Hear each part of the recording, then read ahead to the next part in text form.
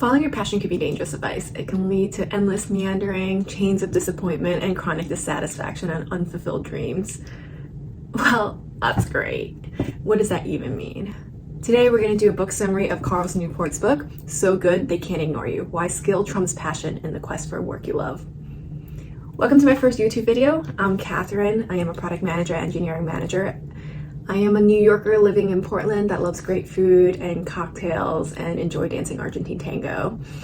I am here to add some creativity to my everyday routine, to figure out how to live my best life, and to summarize books on YouTube so that the future me can have Cliff Note versions of all the things I'm supposed to know but already forgotten. So please excuse me for all the poor video editing to come.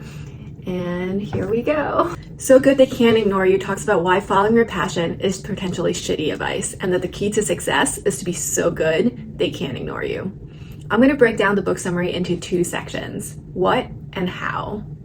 We're going to start with what. What is problematic with following your passion? What is the passion hypothesis? What are Newport's arguments against that passion hypothesis? And what makes a compelling career?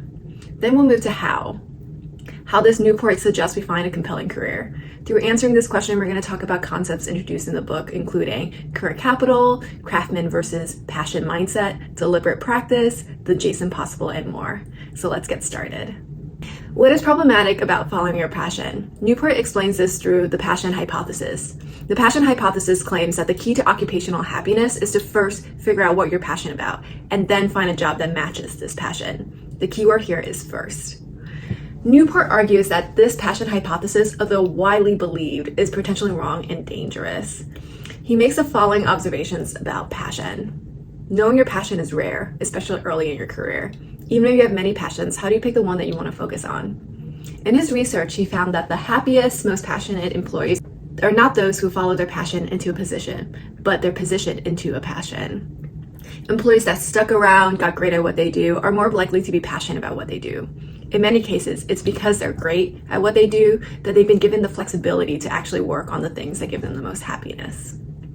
Through his research, he also finds that subscribing to the passion hypothesis can make you less happy. He writes, "The more I study the issue, the more I notice that the passion hypothesis convinces people that somewhere there is a magic right job waiting for them, and that if they find it, they immediately recognize that this is the work they're meant to do. The problem, of course, is when they fail to find this certainty. Bad things follow, such as chronic job hopping and crippling self-doubt." Chronic job hopping, crippling self-doubt, that sounds great. If following your passion is not great advice, what does Newport suggest as a way to find occupational happiness? Newport starts this by tackling the following question: what makes a job great anyway? His answer: creativity, impact, control. Newport argues that though not comprehensive, great jobs typically have a combination of these three traits. Creativity, the ability to push boundaries based on your own imagination. Impact, the ability to change things for the better for others.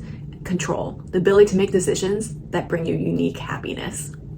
Now that we answer what is the passion hypothesis, what Newport's argument against that passion hypothesis, and what makes a compelling career, let's move on to what this Newport suggests as the way that we get creativity, impact, and control in our lives and in our careers.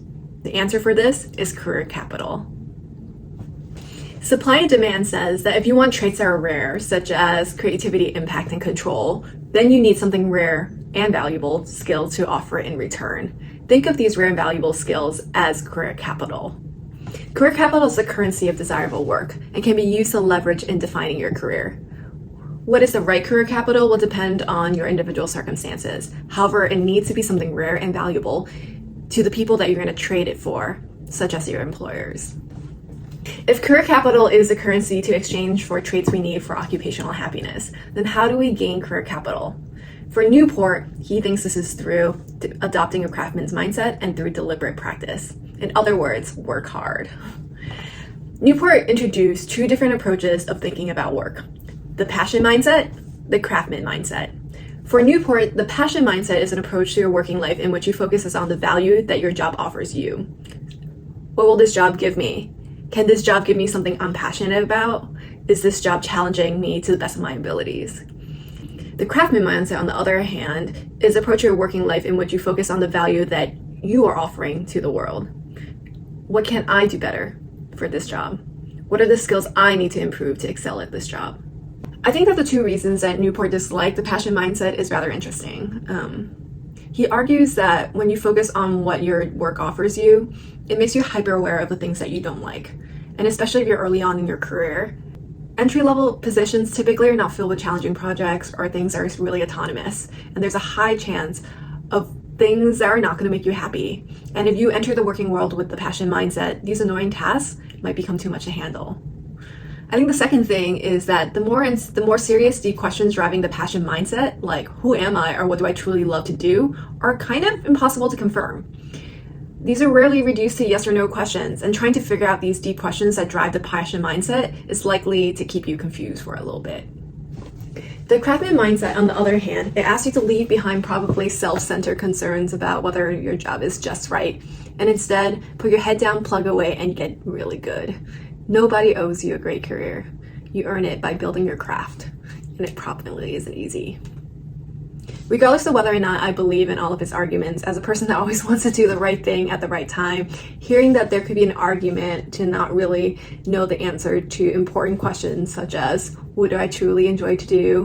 What am I passionate about?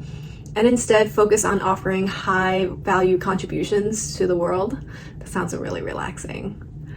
Instead of trying to convince the world that you are worth it, it sounds easier to focus on just getting better. Then maybe you'll be so good, people just can't ignore you. You might be interested in knowing, well, fine, I'm excited to try this craftsman mindset thing and build some career capital, but how? Well, good question. And the answer, according to Newport, is deliberate practice. Deliberate practice is actively designed, typically by a teacher, for the sole purpose of effectively improving specific aspects of an individual's performance and receiving immediate feedback. This style of difficult practice is required to continue at improving on a specific task. When I first read this section, I had a hard time understanding what is the difference between deliberate practice and not deliberate practice. I found the chess example that Newport provided to be great. In a serious study, materials can be deliberately chosen or adapted such that the problem to be solved are at the level that is appropriately challenging. This contrasts with tournament play, where you are likely to draw an opponent who is either demonstrably better or demonstrably worse than yourself, both situations where skill improvement is likely to be minimized. In serious study, feedback is important, be it looking up the answers to a chess problem in a book, or more typically the case for serious, receive immediate feedback from an expert coach. Deliberate practice focuses on difficult activities, carefully chosen to stretch your abilities where they need the most stretching, and that provides immediate feedback. Another sentence that hit home for me was the following. Put another way, if you just show up and work hard, you'll soon hit a performance plateau beyond which you fail to get any better. This made me think a lot. As a manager of a startup that basically attends meetings every day, all day long, am I putting any deliberate practice in? What am I deliberately practicing? Am I actually deliberately practicing enough? What is enough? Well, let me introduce you to the 10,000 hour rule. The idea that excellence at performing a complex task requires critical minimum levels of practice surfaces again and again in studies of expertise. In fact, researchers have actually settled on what they believe is the magic number for true expertise, 10,000 hours. Now that we understand that through deliberate practice and apparently 10,000 hours, we can gain the currency to trade for occupational happiness, how do we actually trade it? Newport offers some advice on how to trade for valuable traits like control and impact. Trading career capital for control requires finesse. Newport warns us that investing in control without career capital is not sustainable. He gives us many examples of individuals with the courage to gain control in their lives, but found that they didn't have career capital to back it up and have to give up control once again. When trying to figure out when to trade career capital for control, take into consideration the law of financial viability.